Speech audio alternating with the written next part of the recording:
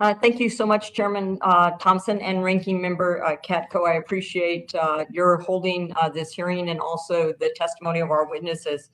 And Dr. Kafari, I want to also personally thank you for taking seriously your oversight function of the border crisis. During our visit to the border with Homeland Security and Ranking Member Katko, we learned that Secretary Mayorkas made a trip to the border but remained at the airport. So it's hard to conduct oversight of policy when you remain in an airport and receive briefings or hearings. And we learned at that time, and Ranking Member Katko and I sent a letter forward to HHS on learning that the current procedures wherein a sponsor for an unaccompanied minor was to be verified and checked and called, that this procedure was being shortcutted, if you will, not performed, and also background checks for those who were supposed to have oversight and protection of unaccompanied minors in the HHS facilities was also being deleted. So we're hoping that I understand from you that you can't speak on policy, but that there be some investigation into the lack of procedure and the lack of security for those unaccompanied minors coming across the border. So I thank you for that.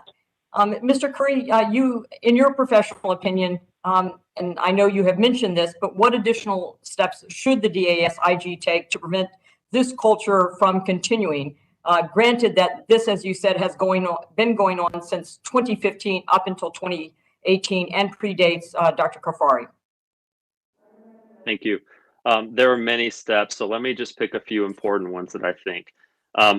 One thing is that there has to be a process for updating or developing policies around important management principles. And so things like, what is your anti-harassment policy? What is your employee performance management policy? What is your grievance policy?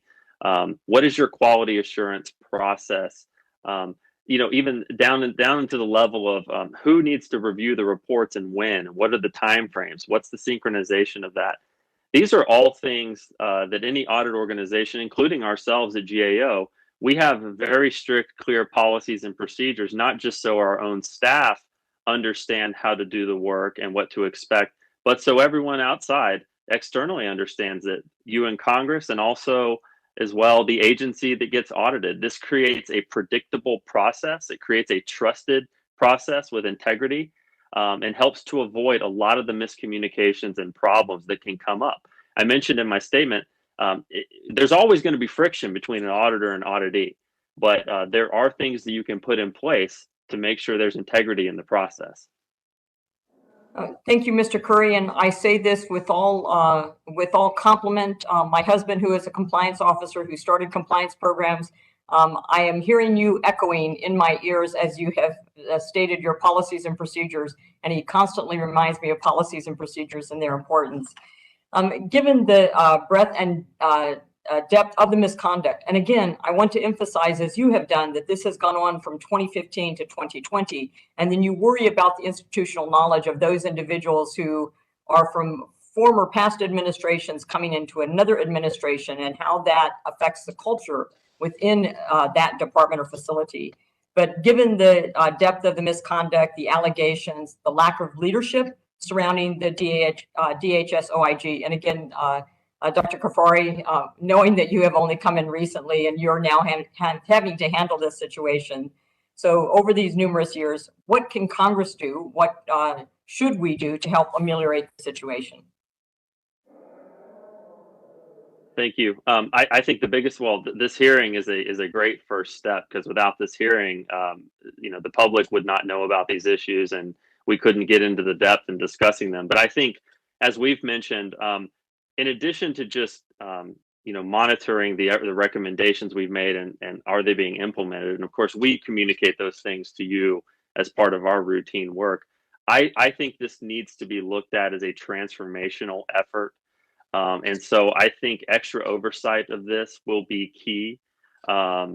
Additional hearings, I think, would be a good way to do that. And you coming to an agreement with the Office of Inspector General of what you expect from them and when would be good too, because deadlines are also very important. Well, thank you very much for that. And I think both Ranking Member Katko and Chairman Thompson have both assured us that we'll have continued hearings, and then having some scorecard by which we can measure progress, I think would be important also. Thank you so much, and I yield back my time.